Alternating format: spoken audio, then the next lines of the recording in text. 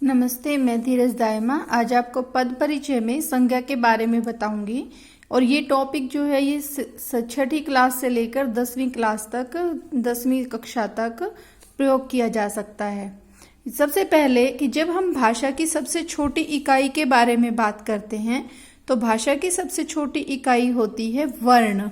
वर्ण कैसे होती है कि जैसे हमने यहाँ पर लिखा तो वर्ण जो है ये क के नीचे हलंत लगा हुआ है, ये एक वर्ण है स्वतंत्र, ये सभी स्वतंत्र वर्ण हैं।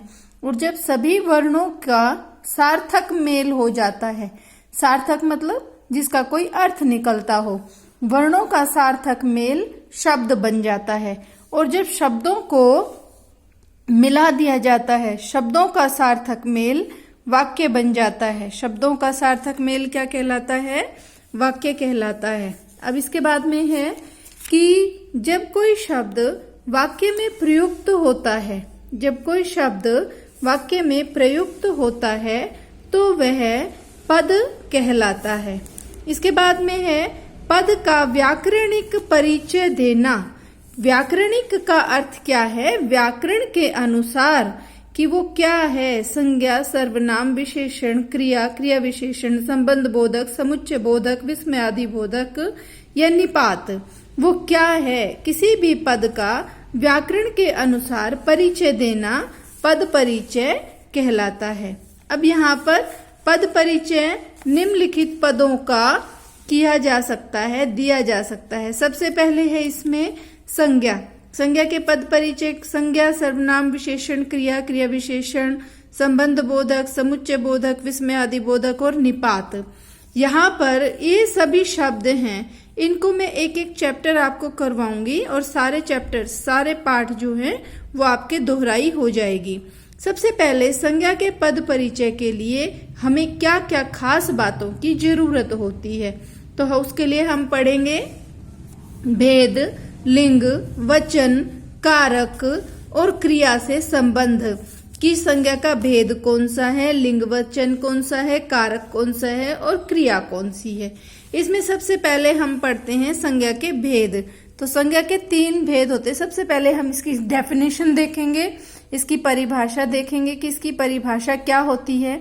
किसी व्यक्ति, वस्तु, स्थान या भाव के नाम का बोध करवाने वाले शब्दों को संज्ञा कहते हैं। संज्ञा के 3 भेद हैं। व्यक्तिवाचक संज्ञा, देखो यहाँ पर कोई भी व्यक्ति हो सकता है। जैसे हम अधिकतर एग्जाम्पल, इसके उदाहरण कौन से देंगे, जैसे आपका नाम है, मेरा नाम है, धीरज दायमा है, तो धीरज शब्द जो हुआ वो व्यक्तिवाचक संज्ञा है। लेकिन जब हमें किसी का उदाहरण देना हो तो हम किसी ऐसी खास शख्सियत का उदाहरण देते हैं जिसको सारा संसार जानता है। ये है प्रॉपर नाउन, व्यक्तिवाचक संज्ञा, प्रॉपर नाउन। अगर कोई बच्चे जिनको इंग्लिश में अच्छे से समझ में आता है तो वो लोग इसको अच्छे से समझ पाएंगे कि प्रॉपर नाउन होता है व्यक्तिवाचक संज्ञा। किसी व्यक्ति, वस्तु, स्थान के नाम का बोध करवाने वाले शब्दों को व्यक्तिवाचक संज्ञा कहते हैं। पद परिचय में हमें इसमें सबसे ज्यादा जरूरत पड़ेगी कुछ शब्दों की, कि हमें पर्टिकुलर वो शब्दों का पता होना चाहिए। जैसे एवरेस्ट, तो पर्वत शब्द अगर हम ये आगे अभी मैं बताऊंगी, एवरेस्ट जो है एक पर्वत श्रेणी का नाम है, तो वो किसी खास नाम के लिए प्रयुक्त हुआ है, इसलिए वो व्यक्तिवाचक संज्ञा है। नेपाल, दिल्ली, महाराणा प्रताप और ताजमहल, आगरा आदि। इसके बाद में ये सदैव संख्या में 1 होते हैं। नेपाल 1 है, दिल्ली 1 है, ताजमहल 1 है, आगरा 1 है। तो ये सभी शब्द जो अपनी संख्या में 1 होते हैं वहां व्यक्तिवाचक संज्ञा होती है। जो फिर अगला है इसके बाद में जातिवाचक संज्ञा। जो शब्द किसी व्यक्ति का बोध ना करवाकर उसकी पूरी जाति का बोध करवाते हैं उन्हें जातिवाचक संज्ञा कहते हैं। अगर हम कहते हैं राम, तो राम तो हुआ व्यक्तिवाचक संज्ञा। लेकिन अगर हम कहते हैं लड़का, तो लड़का कोई भी लड़का हो सकता है, इसलिए ये जातिवाचक संज्ञा है। पिता, यदि किसी का पिता का नाम दिया हुआ है तो वो होगा व्यक्तिवाचक संज्ञा। लेकिन सिर्फ पिता वो पूरी जाति का बोध करवा रहा है, इसीलिए यहाँ पर ये जातिवाचक संज्ञा है। जातिवाचक संज्ञा के दो भेद होते हैं, क्योंकि जातिवाचक संज्ञा जो है वो अधिक कोई भी हो सकता है, कोई भी व्यक्ति हो सकता है, इसलिए कोई भी व्यक्ति वस्तु हो सकती है। तो यहाँ पर जातिवाचक संज्ञा के दो भेद होते हैं। द्रव्यवाचक संज्ञा, जो शब्द किसी द्रव्य या के बारे में बोध करवाए, जैसे चावल, तेल, सोना, दूध, ये रुई आदि, ये सभी व्यक्तिवाचक संज्ञा हैं। इसके बाद है समूहवाचक संज्ञा, कलेक्टिव नाउन। जैसे हमने पहले प्रोपर नाउन व्यक्तिवाचक संज्ञा, उसके बाद जातिवाचक संज्ञा कॉमन नाउन, उसके बाद द्रव्यवाचक संज्ञा मटेरियल नाउन, और जो इसका जातिवाचक का ही दूसरा पार्ट है समूहवाचक संज्ञा कलेक्टिव नाउन। जैसे घर, सेना, झुंड, दल, फूलों का गुलदस्ता, फूलों का गुच्छा, चाबी का गुच्छा, जूते का जोड़ा। तो जोड़ा, गुच्छा, गुलदस्ता, ये शब्द जो गुच्छा जो है फूलों का गुच्छा, तो वो क्या है, वहां पर समूहवाचक संज्ञा का बोध करवाते हैं। जो शब्द किसी समूह का बोध करवाते हैं उन्हें समूहवाचक शब्द कहते हैं।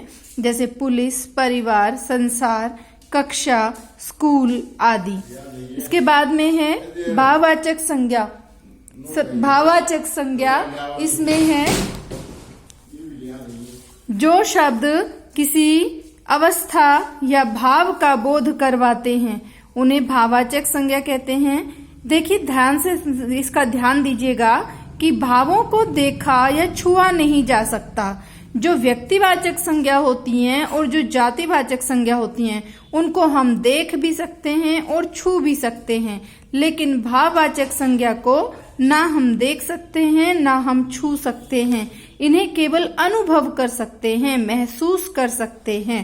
इसके बाद में जैसे इसके एग्जाम्पल कौन कौन से हैं, क्रोध, बचपन, सर्वस्व मीन्स सब कुछ, लालिमा, उत्साह, प्रसन्नता आदि। इसके बाद में कुछ खास बात इसके बारे में बता रही हूँ, बहुत अच्छी बात है, ध्यान सुनिएगा कि व्यक्तिवाचक संज्ञा कभी कभी जातिवाचक संज्ञा के रूप में भी प्रयुक्त होती है। कब प्रयुक्त होती है, जब किसी व्यक्ति का नाम उसके गुणों को बताता है, उसके गुणों की पहचान करवाता है, तो वो जातिवाचक के रूप में प्रयुक्त होता है। जैसे हमारे देश में हरिश्चंद्रों की कमी नहीं। हरिश्चंद्र शब्द व्यक्ति के लिए प्रयोग होता है, लेकिन व्यक्तिवाचक संज्ञा मैंने अभी बताया एक आदमी के लिए प्रयोग होती है। और जातिवाचक संज्ञा हरिश्चंद्रों मतलब उसके गुण, ऐसे आदमी जो आज भी सच बोलते हैं, तो उसके गुणों के कारण हरिश्चंद्रों शब्द जो है ये जातिवाचक के रूप में प्रयोग हुआ है, के लिए प्रयुक्त हुआ है। इसके बाद में है कई बार ऐसा होता है कि जातिवाचक संज्ञा का व्यक्तिवाचक के रूप में प्रयोग होता है। कुछ शब्द किसी एक व्यक्ति के लिए रूढ़ हो जाते हैं, तो उन्हें जातिवाचक संज्ञा होते हुए भी व्यक्तिवाचक संज्ञा कहते हैं, या वो व्यक्तिवाचक संज्ञा का काम करेंगे। जैसे नेहरू जी, तो नेहरू जी शब्द वैसे तो जातिवाचक संज्ञा है, लेकिन हम किसके लिए प्रयोग करते हैं, जवाहरलाल नेहरू के लिए प्रयोग करते हैं। जाति शास्त्री जी किसके लिए प्रयुक्त होता है, लाल बहादुर शास्त्री के लिए। मदर टेरेसा, गांधी जी, महात्मा गांधी, पुरी, जगन्नाथ पुरी, इस स्थान के लिए प्रयुक्त होता है। आज के लिए इतना ही। ये मुझे आशा है आपको ये समझ में आया होगा। नहीं समझ में आए तो आप कमेंट कर सकते हैं, अपने व्यूज दीजिए और लाइक कीजिए। Thank you.